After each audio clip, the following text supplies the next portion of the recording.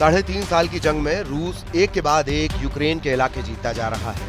दावा किया गया है कि रूस ने पूर्वी यूक्रेन का किला कहने जाने वाले एक शहर पर पूरी तरह से कब्जा कर लिया है, जिसकी वजह से ज़ेलेंस्की के साथ साथ ट्रंप के भी होश उड़ गए हैं। ज़ेलेंस्की अब ट्रंप से कह रहे हैं कि रूस को 50 दिन का अल्टीमेटम देना बहुत बड़ी गलती साबित हो रही है। जीत लिया पोक्रोवस्क का किला, पूर्वी यूक्रेन में पुतिन का परचम। रूस ने जीता पोक्रोवस्क का किला, 24 घंटे में 1220 यूक्रेनी सैनिक। 100% नेटो पर होगा हमला, पुतिन के करीबी का दावा। ज़ेलेंस्की की परमाणु चाल, एटमी जंग से बचेगा यूक्रेन। रूस यूक्रेन जंग को लगभग 1250 दिन होने वाले हैं और इतने वक्त में रूस ने यूक्रेन की कुल जमीन के 5वें हिस्से पर कब्जा कर लिया है। सबसे विचित्र और हैरान करने वाली बात यह है कि राष्ट्रपति ट्रंप ने पुतिन को जंग रोकने के लिए 50 दिन का अल्टीमेटम दिया है। इस वक्त में रूस ने यूक्रेन पर 10 गुना तेज हमले कर दिए हैं। खासतौर से पूर्वी यूक्रेन का किला कहे जाने वाले पोक्रोवस्क शहर रूसी सेना ने एक बड़े हिस्से पर कब्जे का दावा कर दिया है। इधर यूक्रेनी सेना अमेरिका और नेटो के चक्कर में इस तरह से फंस गई है कि उसे समझ ही नहीं आ रहा कि रूस के हमलों से निपटें या फिर रूस पर जबरदस्त पलटवार करें। हम आपको दिखाने जा रहे हैं इस वक्त राष्ट्रपति ज़ेलेंस्की का यूक्रेन दो ताकतों के बीच बुरी तरह से पिस रहा है। शुरुआत करते हैं पिछले 24 घंटे में रूस यूक्रेन जंग में कैसे रूसी सेना बाजी मारती नजर आ रही है। इस वक्त यूक्रेन दो तरफ से बुरी तरह से मारा जा रहा है। पश्चिमी देश, नेटो, यूरोपियन यूनियन और अमेरिका जैसे देशों के सबसे घातक हथियार अभी तक यूक्रेन को नहीं मिले हैं। कुछ पुराने 49 अब्राम टैंक जरूर मिले हैं, लेकिन ये टैंक रूसी सेना के तूफानी हमलों को रोकने में सफल होंगे, इस पर शक जताया जा रहा है।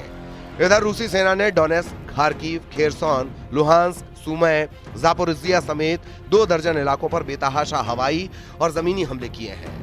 हम आपको दिखाते हैं पिछले 24 घंटों में कैसे रूसी सेना ने पूर्वी यूक्रेन के पोक्रोवस्क शहर पर कब्जे का दावा किया है। 23 जुलाई 2025 को रूसी रक्षा मंत्रालय ने युद्ध क्षेत्र में कई जीत के दावे किए हैं। रूसी सेना का दावा है कि पिछले 24 घंटे के भीतर 2 यूक्रेनी शहरों पर रूसी सेना ने कब्जा कर लिया है। रूसी सेना ने डोनेस्क में नोवोटोरेत्स्कोय और सुमय में वराचिन पर कब्जा करने की घोषणा की है। रूसी अधिकारियों ने यह भी दावा किया कि इस मिशन के दौरान यूक्रेन को भारी नुकसान हुआ और एक ही दिन में 1220 यूक्रेनी सैनिकों के मारे जाने या घायल होने का अनुमान है। इधर रूसी सेना ने सबसे बड़ी जीत का दावा पूर्वी यूक्रेन के शहर पोक्रोवस्क को लेकर किया है। दावा किया गया कि इस वक्त रूसी सेनाएं पूर्वी यूक्रेन के भारी सुरक्षा वाले शहर पोक्रोवस्क में मौजूद है। मॉस्को ने युद्धग्रस्त डोनेस्क के पोक्रोवस्क क्षेत्र में यूक्रेनी रसद केंद्र पोक्रोवस्क पर कब्जा करने में कई महीने लगाए हैं, तब जाकर कब्जा हो पाया। रूस ने डोनेस्क के साथ साथ मुख्य भूमि यूक्रेन के लुहांस्क, जापोरिजिया और खेरसोन इलाकों पर भी कब्जा कर लिया है। हालांकि यूक्रेनी सेना के टॉप कमांडर दावा कर रहे हैं कि रूसी सेना झूठ बोल रही है। यूक्रेन के पोक्रोवस्क शहर पर अभी भी यूक्रेनी सेना का कब्जा है। रूस यूक्रेन जंग तीसरी जंग में बदल चुकी है, ये कहना जरा भी गलत नहीं है। इस वक्त यूक्रेन के पास हारने को कुछ भी नहीं बचा है, जबकि दूसरी तरफ ट्रंप की शह पर नेटो और यूरोपीय देश रूस पर हमला करने की तैयारी में जुट गए हैं। लेकिन 41 महीने से ज्यादा वक्त से जंग कर रहा रूस अब नेटो और पश्चिमी देशों को अपने टारगेट पर ले चुका है। पुतिन के करीबी दिमित्री मेदवेदेव ने जो दावा किया है वो चौंकाने वाला है। यूक्रेन युद्ध बढ़ा तो पश्चिमी देशों पर हमला करेगा रूस। पूर्व रूसी राष्ट्रपति की धमकी से तीसरे विश्व युद्ध की आहट। रूस के पूर्व राष्ट्रपति और राष्ट्रपति व्लादिमीर पुतिन के खास दिमित्री मेदवेदेव ने यूक्रेन युद्ध से जुड़े खतरे की ओर इशारा किया है। कहा, पश्चिमी देशों के लिए हथियारों के कारण यूक्रेन में तनाव बढ़ा और लड़ाई भीषण हुई तो पश्चिमी देशों को रूस के हमले झेलने के लिए तैयार रहना होगा। मेदवेदेव ने अमेरिका के नेतृत्व वाले सैन्य संगठन नाटो को बकवास बताया। वैसे ये भी कहा कि फिलहाल नेटो के सदस्य यूरोपीय देशों पर हमला करने की रूस की कोई योजना नहीं है। मेदवेदेव ने यह बयान रूस की सरकारी न्यूज एजेंसी तास को दिए साक्षात्कार में कही है। रूस के बड़े नेता की ओर से यह बयान अमेरिकी राष्ट्रपति डोनाल्ड ट्रंप की 50 दिन के भीतर यूक्रेन के साथ शांति समझौता करने की मांग के बीच आया है। मेदवेदेव ने साफ किया कि यदि नेटो ने रूस को नुकसान पहुंचाने की कोशिश की और स्थिति बिगड़ी तो रूस उन्हें पूरी ताकत से जवाब देगा। इस बारे में पश्चिमी देशों के नेताओं की जो सोच और बयान है वो मूर्खतापूर्ण है। पिछले 32 घंटे में रूस यूक्रेन जंग में कुछ ऐसा हुआ है जिसने रूस को मजबूर कर दिया है कि वो परमाणु जंग करे।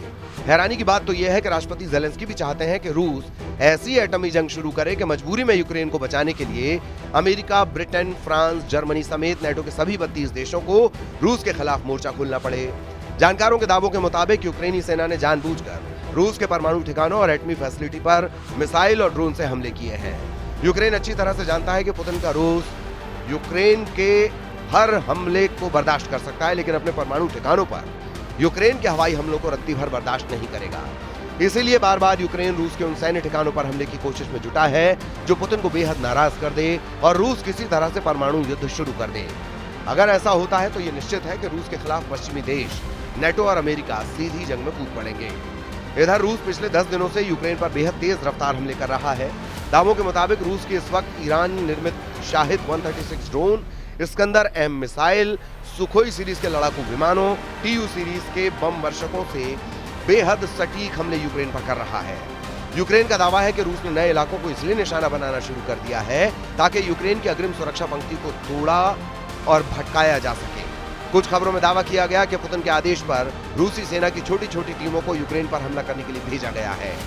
4 और 2 पहिए वाली बाइकों से रूसी सेना यूक्रेन के नए इलाकों में तेजी से हमले कर रही है, जिसकी वजह से यूक्रेन के सामने समस्या ये हो गई है कि रूसी सैनिकों की छोटी हमलावर टीमों को मारने में बहुत ज्यादा हथियार और सैनिकों की जरूरत पड़ रही है। रूस की इसी खूनी रणनीति को देखते हुए अमेरिका और फ्रांस ही रूस से सीधी जंग की तैयारी में जुट चुके हैं और इसीलिए अमेरिका ने ऐलान कर दिया है कि हमने यूक्रेन को हथियार सप्लाई शुरू कर दी है, जिसे रोका गया था। जरा अमेरिका से आई इस खबर को देखिए। अमेरिकी अधिकारियों ने रॉयटर्स और एसोसिएटेड प्रेस को बताया है कि अमेरिका ने यूक्रेन को तोपखाने के गोले और मोबाइल रॉकेट आर्टिलरी मिसाइलों की आपूर्ति फिर से शुरू कर दी है।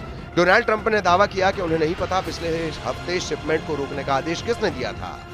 अधिकारियों ने नाम न छापने की शर्त पर बताया कि 155 मिलीमीटर आर्टिलरी गोले और GMLRS यानी मोबाइल रॉकेट आर्टिलरी मिसाइलें उपलब्ध कराई जा रही हैं। पिछले हफ्ते रोकी गई शिपमेंट में 30 पैट्रियट मिसाइलें, 8500 155 मिलीमीटर आर्टिलरी गोले, 250 से ज्यादा सटीक GMLRS मिसाइलें और 142 हेलफायर हवा से सतह पर मार करने वाली मिसाइलें शामिल थीं।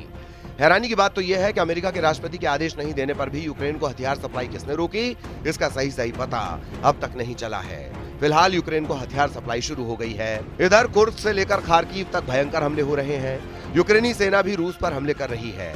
रूस के रक्षा मंत्रालय के मुताबिक उसके एयर डिफेंस सिस्टम ने रात भर में 6 रूसी इलाकों में 71 यूक्रेनी ड्रोन को तबाह कर डाला है, जबकि 49 ड्रोन को रूसी सेना ने कुर्स्क इलाके में मार गिराया। रूसी सेना के 1.5 लाख सैनिक, 3000 टैंक और 5 ब्रिगेड इस वक्त यूक्रेन पर चारों तरफ से हमला कर रहे हैं। सबसे हैरानी की बात तो यह है कि रूस लगभग 1250 दिन से ज्यादा की जंग में यूक्रेन के 1,61,000 वर्ग किलोमीटर इलाके पर कब्जा कर चुका है, जो लगभग यूक्रेन की जमीन का 25 से 27% बैठता है। लेकिन इसके बावजूद रूस रुकने का नाम नहीं ले रहा। रूस ने यूक्रेन में मौजूद अमेरिका और यूरोप के एयर डिफेंस सिस्टम को चुन कर मारना शुरू कर दिया है। रूसी हमलों की इन ताजा तस्वीरों को देखिए। रूस तोपखाना यूक्रेनी सेना के 221 मोर्चों पर अंधाधुंध हमले कर रहा है। 44 सेकंड के इस वीडियो में दावा किया गया है कि यूक्रेन के खार्किव, निप्रोपेट्रोव्स्क, खेरसॉन में रूसी सेना के हमलों से भारी तबाही हुई है। दावे तो यहाँ तक किए जा रहे हैं कि यूक्रेन के 15 प्रांतों पर 30 दिन से रूस के कई हमलों में 10 गुना तक बढ़ोतरी हुई है।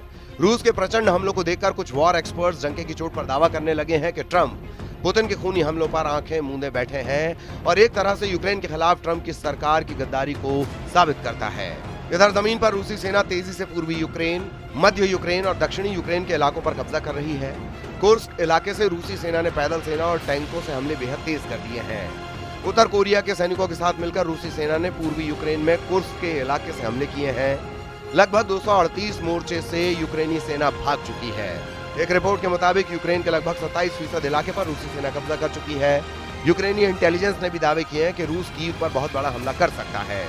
यूक्रेन के सूमे में 2 रूसी हवाई हमलों में 2 दर्जन से ज्यादा लोग पिछले 24 घंटे में मारे गए हैं। क्या यूक्रेन को यूरोप और नेटो के पास मौजूद अमेरिकी निर्मित F-16 multi role fighter jet बचा सकते हैं?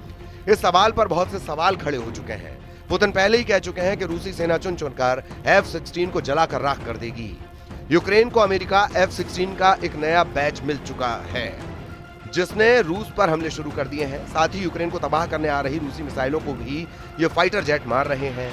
उत्तरी यूरोपीय देशों नीदरलैंड और डेनमार्क भी रूस के खिलाफ F-16 के इस्तेमाल पर जोर दे रहे हैं।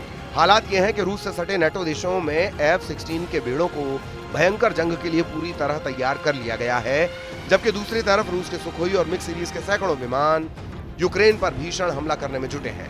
तो तस्वीरें और खबरें सामने आ रही हैं। उसके मुताबिक अमेरिका का F-16, फ्रांस का मिराज 2000 और जगुआर फाइटर जेट यूरोप और यूक्रेन के लिए गेम चेंजर साबित हो सकता है। लेकिन आखिर में सवाल यही उठता है कि अगर रूस ने अगले 50 दिन में यूक्रेन के बड़े इलाकों पर पूरी तरह से कब्जा कर लिया तो फिर यूक्रेन कैसे रूस पर घातक हमले नेटो और पश्चिमी देशों के हथियारों से करेगा।